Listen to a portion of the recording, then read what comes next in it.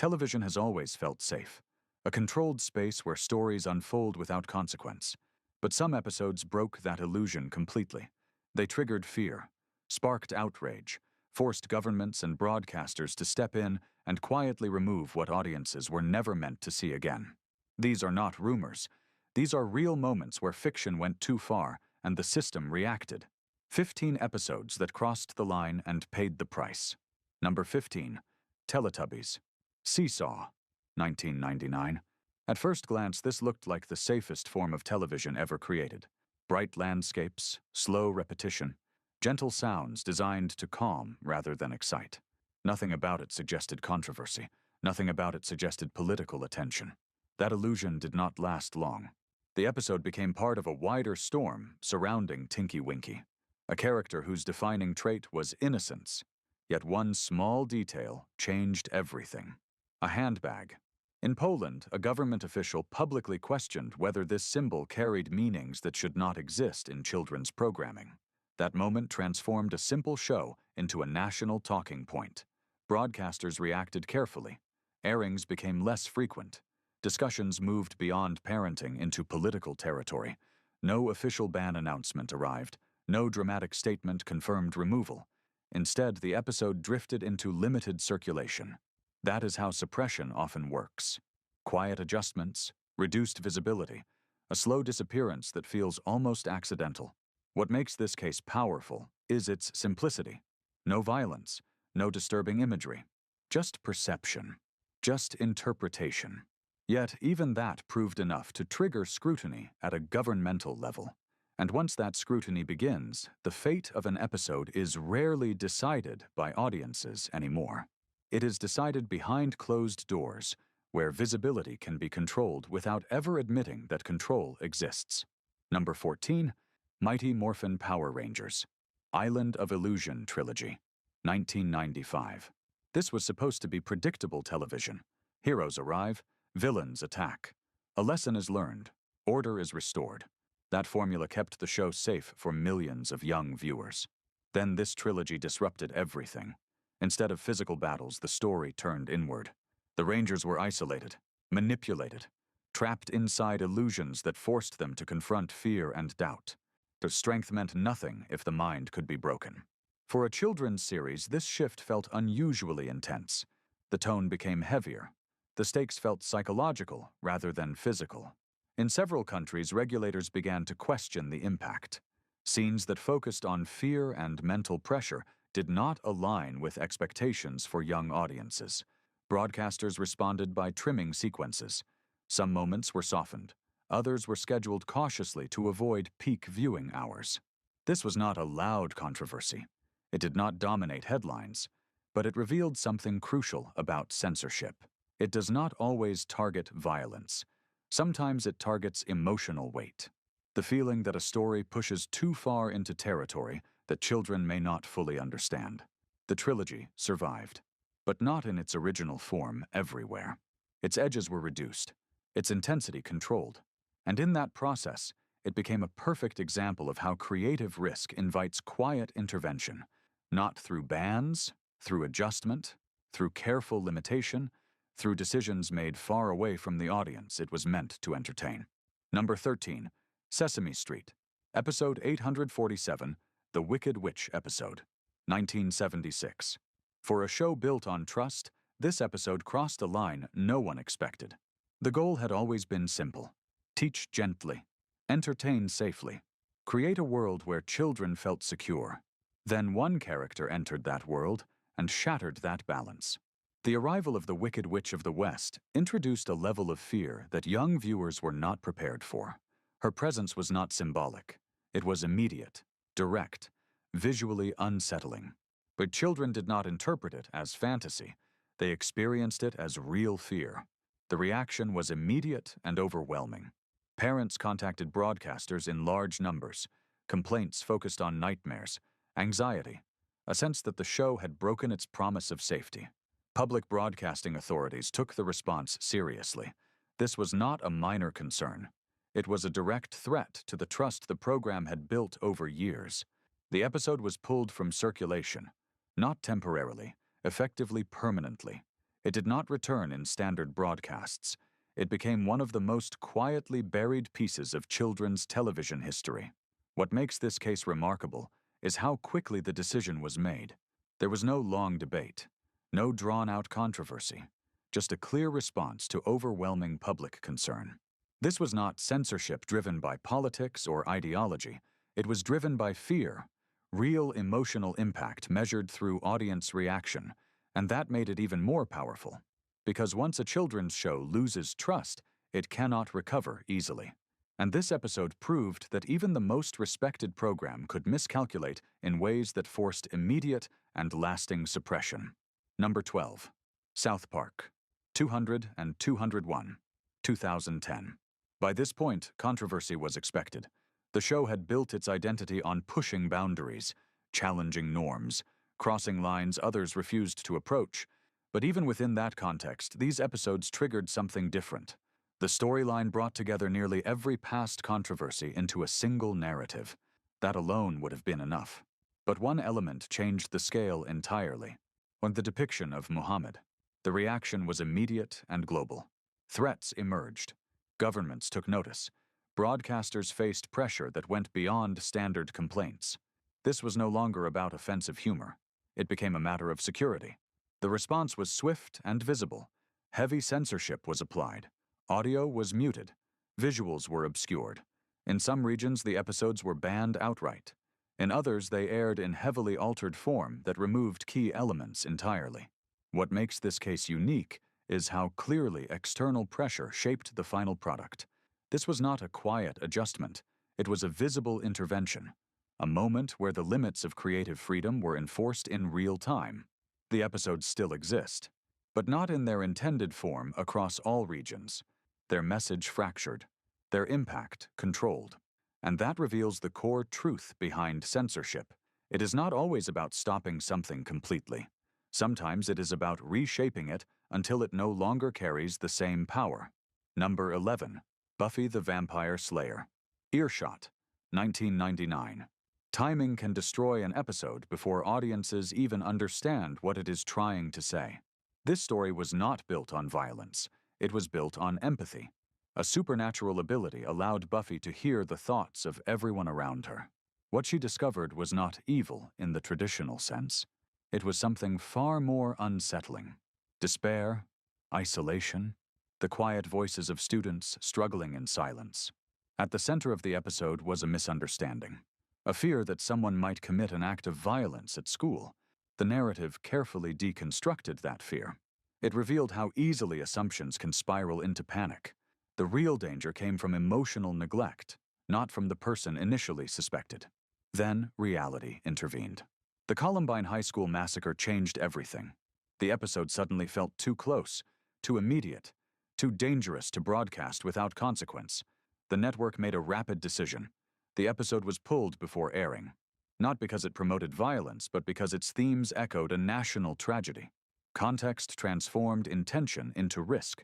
When it eventually aired months later, the impact remained, but the moment had shifted. What was once a thoughtful exploration of fear became a reminder of how fragile timing can be in television.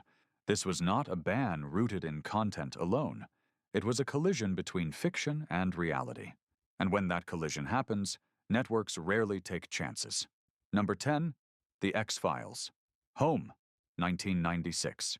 This episode did not ease its audience into horror. It opened with something deeply disturbing and refused to look away. The tone was immediate, oppressive, uncomfortable in a way network television rarely allowed. The story focused on a secluded family living outside normal society. What investigators uncovered was not just crime, but a level of decay that felt almost unwatchable. Themes of isolation, inbreeding, brutality. These were not suggested quietly. They were presented directly. When the episode aired, the reaction was intense. Viewers were not just shocked. They were unsettled in a way that lingered. Complaints followed quickly. Questions about standards and limits surfaced. This was not the kind of content expected on a mainstream network. The response was decisive. The episode was pulled from regular broadcast after a single airing. It did not disappear completely, but it was treated differently. Restricted, handled with caution, kept away from standard rotation. What makes this case significant is how clearly it defined a boundary. The show had explored dark themes before, but this time it crossed into territory that felt too real, too grounded in human horror rather than science fiction. That shift changed how it was perceived, not as entertainment pushing limits, but as content that exceeded them. And once that line is crossed, networks act quickly, not loudly, but effectively. Number 9. Star Trek.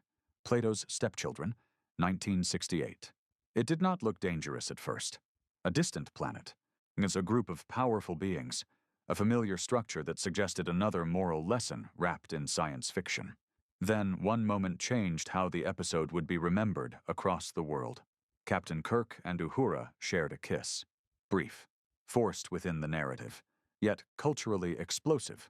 At a time when television avoided such imagery, this scene crossed a boundary that many regions were not prepared to accept. In several countries, censorship boards intervened. Broadcasts were delayed. In some cases, the episode was not aired at all during its initial run. The concern was not about violence or fear. It was about representation, about challenging social norms that television had long avoided confronting directly. What makes this case powerful is how small the moment appears in isolation. A few seconds, a single interaction. Yet its impact extended far beyond the screen. It forced networks and regulators to respond to changing cultural realities, whether they were ready or not. The episode survived. It remains part of the series' legacy. But its journey through international broadcast systems reveals how fragile progress can be. One scene can trigger resistance strong enough to alter distribution entirely. This was not suppression through silence. It was hesitation, delay, careful control over when and where audiences could see something that challenged established expectations. And that hesitation speaks louder than any outright ban. Number 8. Star Trek. Patterns of Force, 1968. The premise was bold even by the show's standards. A planet modeled on the structure of Nazi Germany, not as a distant metaphor, but as a direct recreation. For uniforms, symbols, ideology presented without disguise. In some regions, that decision crossed a legal boundary. In Germany, laws strictly limited the public display of Nazi imagery. The intention behind the episode did not matter. Its message was critical of authoritarianism, but the visuals themselves triggered regulation. The result was a long-term ban. The episode was withheld from German television for decades. It did not enter standard broadcast rotation until the 1990s when restrictions were reassessed. This case demonstrates a different kind of suppression, not driven by fear of audience reaction, but by legal frameworks shaped by history. The past imposed limits on what could be shown, regardless of narrative intent. What makes it compelling is the contrast between message and restriction. Though the episode was warning against dangerous ideology, yet the method used to deliver that warning activated the very regulations designed to prevent exposure. That paradox defines some of the most interesting censorship cases, where intention and interpretation collide, where meaning is overshadowed by imagery, and where even a critical portrayal can be treated as something too sensitive to broadcast. Number 7. Hawaii Five-0. Bored, She Hung Herself, 1970. This episode did not become controversial because of what it meant. It became controversial because of what it showed. A seemingly minor detail turned into a real-world consequence that no one anticipated. The story involved a method of hanging used in a forensic investigation. It was presented as part of the narrative. Not glorified, not exaggerated, but just shown as a detail within the case. That detail would later define the episode's fate. Reports emerged that a viewer had attempted to replicate what was seen on screen. The outcome was tragic. Whether the connection was fully proven did not matter. The perception alone was enough. Authorities and broadcasters moved quickly. The episode was pulled from circulation, not edited, not rescheduled, removed entirely. It never returned to standard broadcast rotation. Unlike many controversial episodes that eventually reappear, this one remained buried. What makes this case so striking is its permanence. Television history is filled with temporary bans and delayed airings. This was different. A complete disappearance driven by fear of real-world imitation. It forced networks to confront a difficult reality. Fiction does not exist in isolation. What is shown can be repeated. What is repeated can have consequences. From that point forward, caution became policy. And this episode became a quiet warning within the industry. Not about controversy, not about offense, but about responsibility. A single moment on screen was enough to erase an entire episode from history. Number 6. Doctor Who, The Deadly Assassin, 1976. This story was meant to deepen the mythology, expand the universe, reveal political intrigue within a world that had always felt mysterious. Instead, it triggered one of the most intense backlash moments in the show's history. The episode featured darker imagery than audiences expected, scenes of suffocation, extended tension, a tone that leaned toward psychological distress rather than adventure. For a family audience, this shift felt abrupt, or complaints flooded the BBC. Viewers questioned whether the content was appropriate for younger audiences. The issue escalated beyond casual criticism. It reached regulatory attention and internal review. The response was immediate. Edits were ordered. Certain sequences were toned down. Future broadcasts carried the impact of that decision. The original intensity was reduced to meet expectations of acceptable content. This was not a ban in the traditional sense. The episode remained part of the series, but it did not exist in its original form within standard broadcasts. Its edges were softened, its impact controlled. What makes this case important is how it reshaped the show's direction. Creative ambition had pushed the tone forward. Audience reaction pulled it back. The result was a compromise. One that preserved the episode, but altered its experience. And that is often how censorship operates in long-running series, not by removing content entirely, but by reshaping it until it fits within boundaries that were never clearly defined until they were crossed. Number 5. Doctor Who, The Talons of Weng-Chiang, 1977. This story arrived wrapped in atmosphere, Victorian London, fog-filled streets, a mystery that leaned into horror and suspense. On the surface, it felt like a bold expansion of tone, a darker edge that gave the series new depth. But beneath that atmosphere lay something audiences would later challenge. The portrayal of Asian characters relied on outdated stereotypes, makeup choices, accents, and characterizations that reflected a different era of television but clashed sharply with evolving standards. At the time of broadcast, the reaction was mixed rather than explosive. The episode remained in circulation. It was only later that its reputation shifted. As cultural awareness grew, broadcasters began to reassess its place in regular rotation. The response was not immediate removal. It was gradual restriction, fewer airings, increased scrutiny. Eventually, the episode became one that required context warnings or careful scheduling. This case highlights a different timeline of suppression, not driven by instant backlash, but by changing perspectives over time. What was once accepted became problematic. What was once routine became controversial. The episode still exists. It has not been erased, but its presence is controlled. Its accessibility shaped by modern standards rather than original intent. That slow transformation reveals something critical about censorship. It is not always reactive. Sometimes it is retrospective, a reassessment of the past through the lens of the present. And when that reassessment happens, content does not disappear completely. It is repositioned, limited, framed in a way that acknowledges its flaws while still allowing it to exist. Number 4. The Twilight Zone. He's Alive, 1963.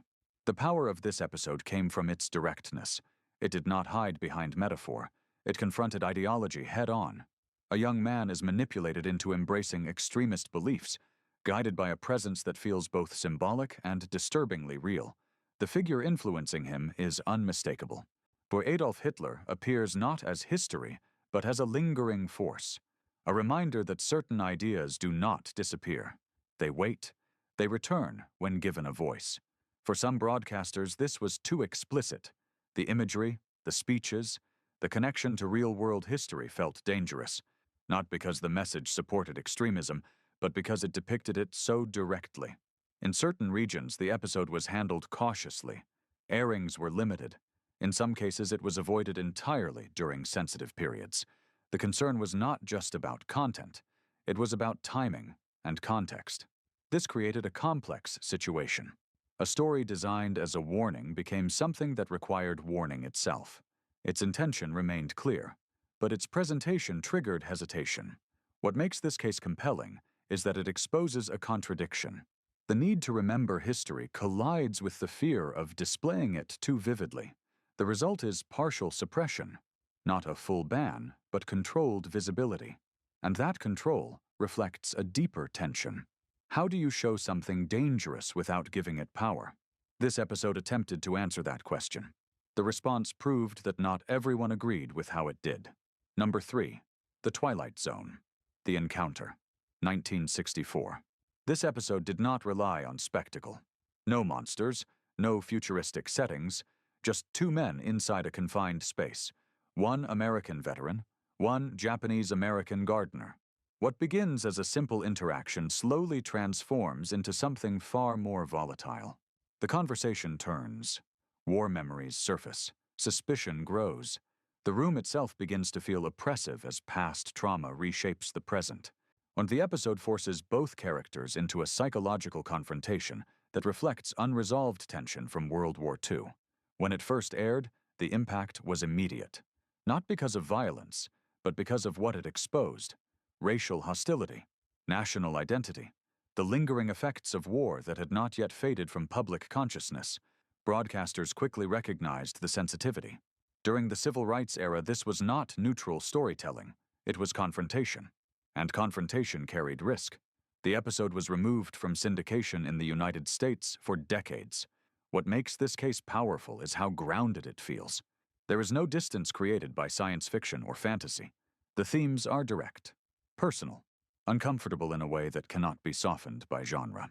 Its long absence from television reveals how certain conversations were considered too dangerous to revisit repeatedly, not because they lacked importance, but because they demanded reflection that audiences and networks were not ready to sustain. When the episode eventually returned, it carried a different weight, not just as a story, but as a reminder of what had once been pushed aside and why. Number 2, All in the Family. Sammy's Visit, 1972. All in the Family was groundbreaking for its raw and unapologetic take on social issues. But the episode Sammy's Visit in 1972 crossed a line for some viewers. The episode features a visit from famous singer Sammy Davis Jr., where Archie Bunker, the show's central character known for his bigoted views, shares an uncomfortable moment of racial tension with Davis. While the episode tackled racial issues head-on, its portrayal of prejudice and the way Archie's ignorance is treated by his family generated a backlash. In some areas, the episode was censored or moved to late-night slots, while some stations refused to air it altogether. The controversy wasn't about the negative depiction of prejudice, but rather how the show highlighted the uncomfortable realities of racism, forcing audiences to confront biases they might prefer to ignore. While All in the Family was known for pushing boundaries, this particular episode pushed too far for some viewers. The show, though ahead of its time, demonstrated how far television could go before it became too controversial, especially on topics that hit too close to home. Number 1. MASH. The Interview, 1973. MASH was a classic series known for blending humor with the realities of war, but the episode The Interview in 1973 raised the stakes in terms of how far television could push its social commentary. The episode features a mock documentary-style interview with the characters, where they discuss the harsh realities of the Korean War, touching on the psychological toll it takes on soldiers. This direct approach to the trauma of war struck some viewers as too serious, particularly for a show that had often relied on humor to deal with such themes. The controversy arose not from the content itself, but from how the show chose to handle the war's brutal consequences. Some viewers felt that the episode took the seriousness of war too far, while others were uncomfortable with the portrayal of the characters openly confronting their trauma. In some regions, the episode was delayed or edited for its heavier themes, and it was seen as a moment when the show crossed a line between comedy and drama. The Interview episode remains a powerful example of television pushing the boundaries of what was acceptable, highlighting the emotional costs of war that were rarely addressed so directly on mainstream television at the time. Some episodes disappear loudly, others fade without explanation, But every entry on this list proves one thing. Television has limits, and when those limits are pushed, the response is never random. It is controlled. If this surprised you, then you have only seen what was allowed to remain visible.